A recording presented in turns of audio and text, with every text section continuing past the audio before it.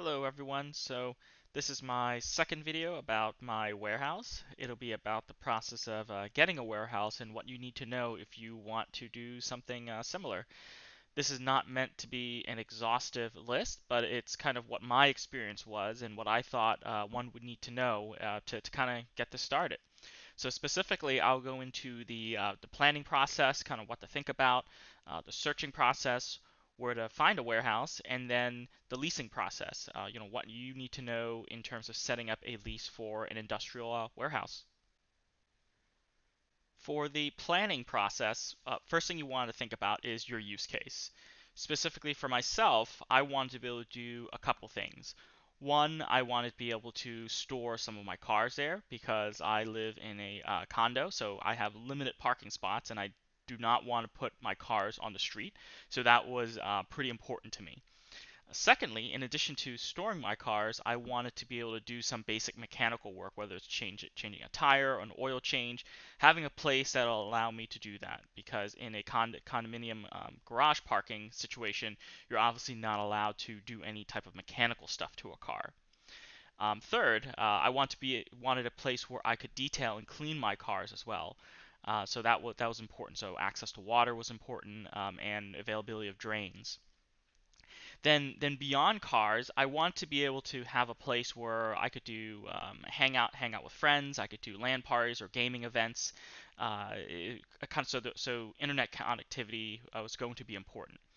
And then the last two, I want to be able to use the space for just kind of random storage. If instead of getting a storage unit, leasing one, I can just use the warehouse for extra storage space.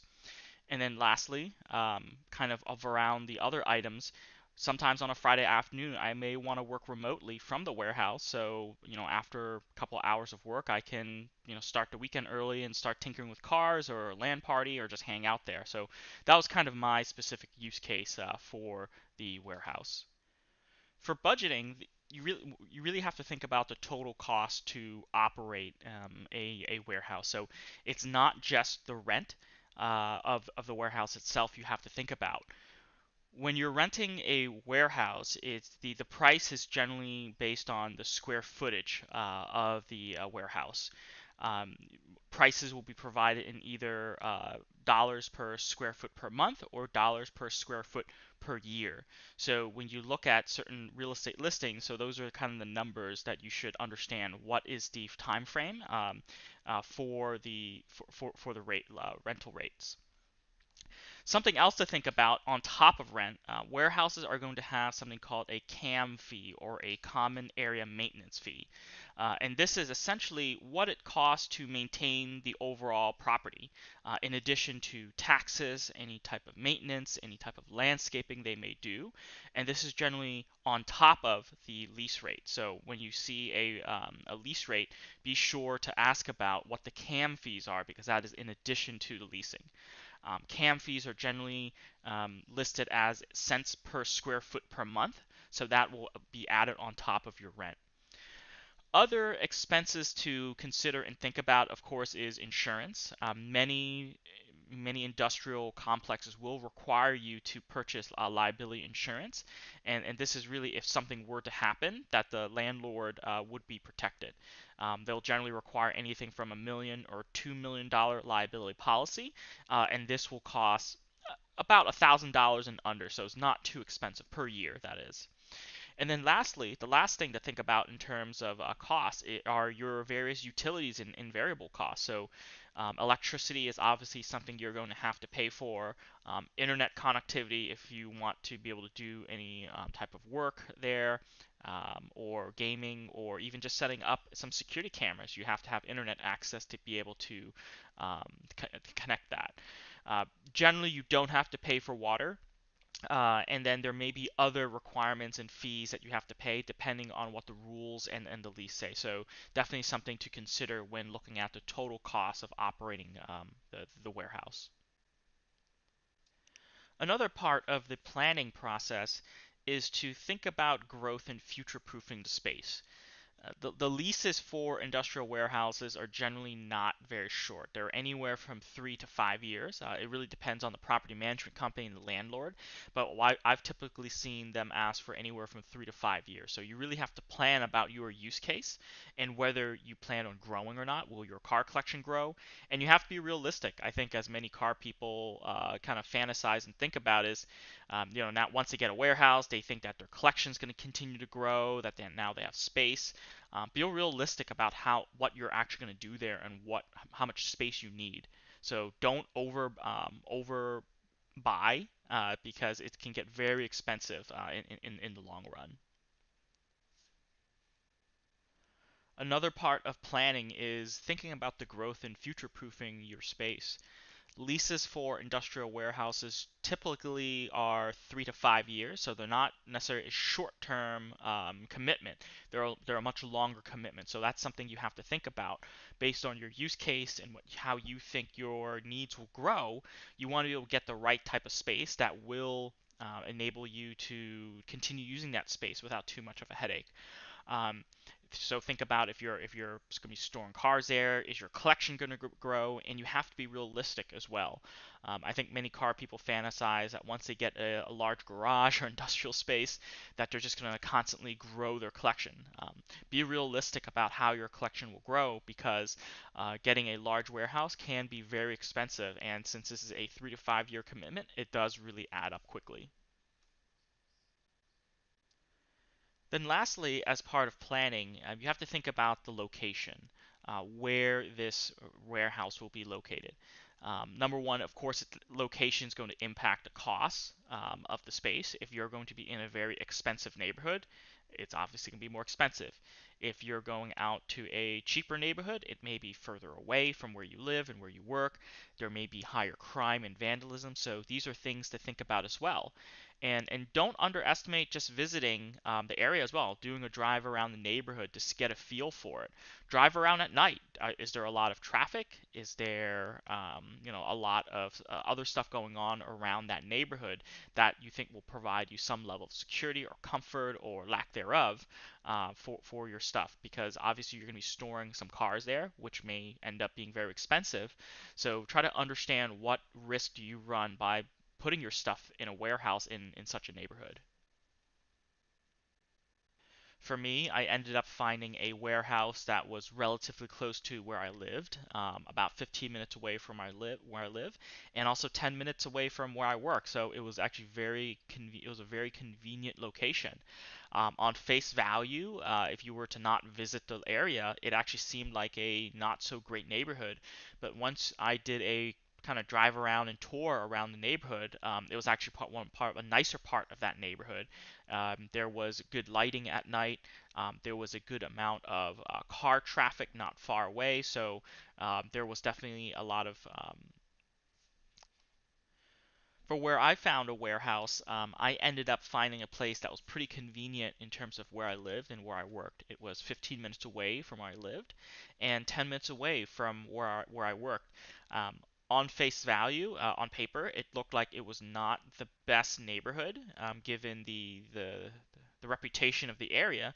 But once I actually did a drive-through of the area, walked around the neighborhood, even at night, I realized this was actually a nicer part of this town, so it gave me a lot of comfort that it wouldn't be too much of a problem. What I also found out was some of the other neighbors in the industrial complex, other tenants, they were also storing cars there. So that gave me a little bit of comfort that there were other people who have with a similar use case, and they had much nicer and more expensive cars than I did. So, and it was perfectly fine for them. And I actually got a chance to talk to them. They didn't have any issues, so I felt much more comfortable in that area.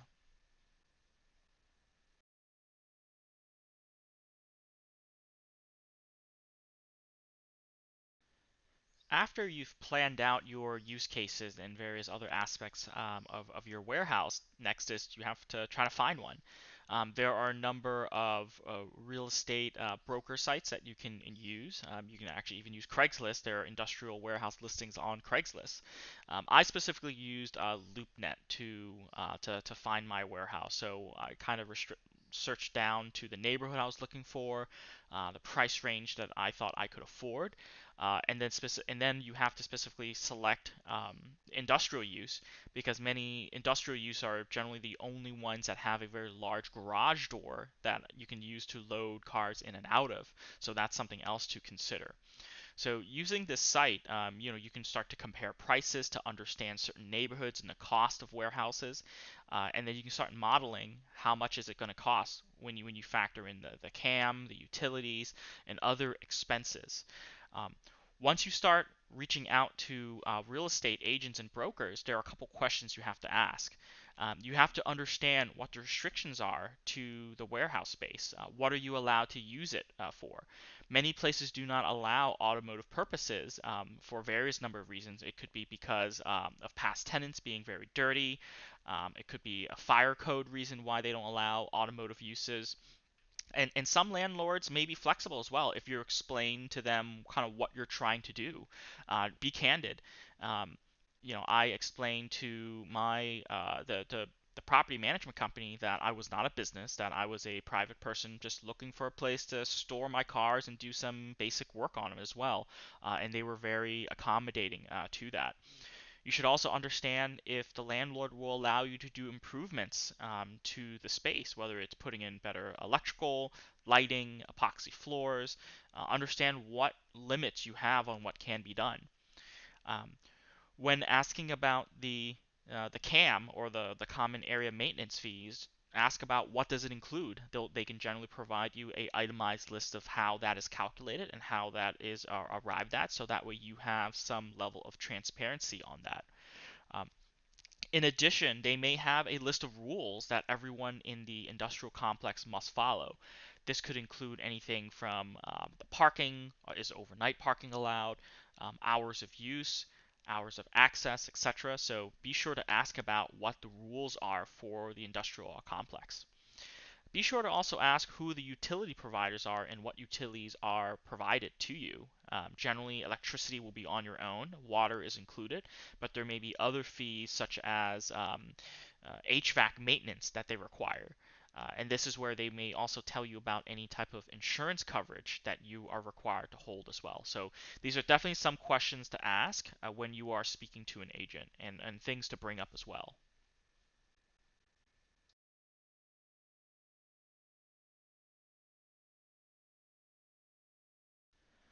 So once you've found a warehouse that you want to lease, next step is to really start the leasing process.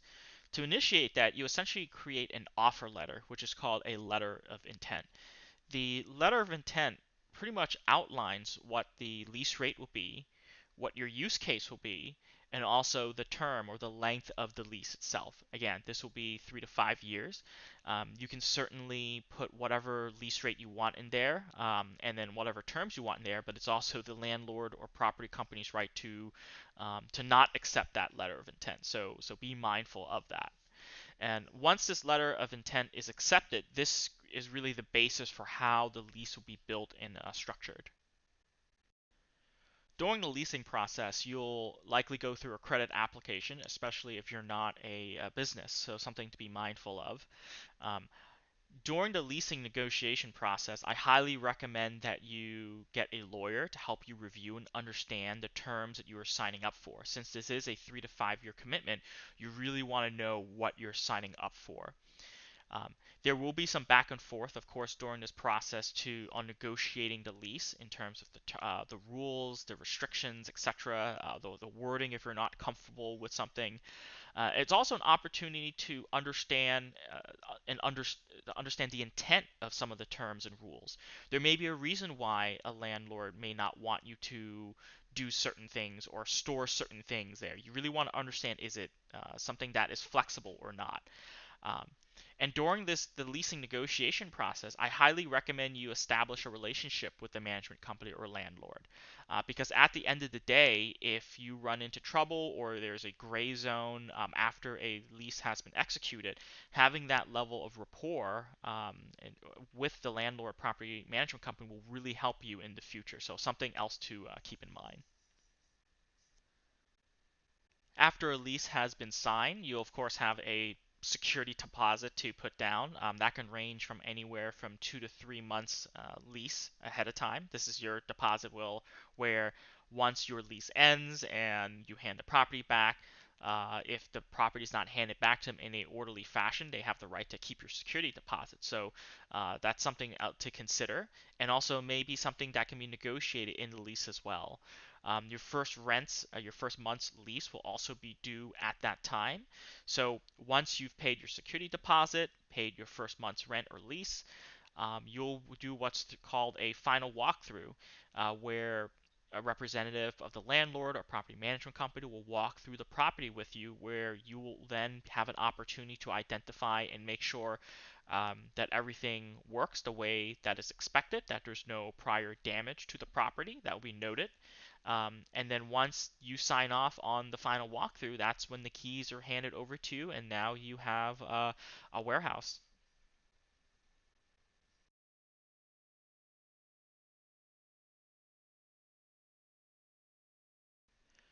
It's been about a month now, and as you can see, there's still plenty of stuff I need to do before the warehouse is fully ready, including things like lighting, electrical, furniture, tool storage, etc.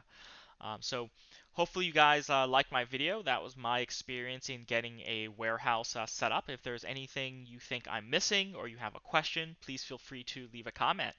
And in future videos, I hope to kind of go through some of my projects at the warehouse, in addition to some additional information on setting up the warehouse, everything from the flooring to electrical to what I'm planning for the space. Hope you enjoyed the video, and see everyone next time.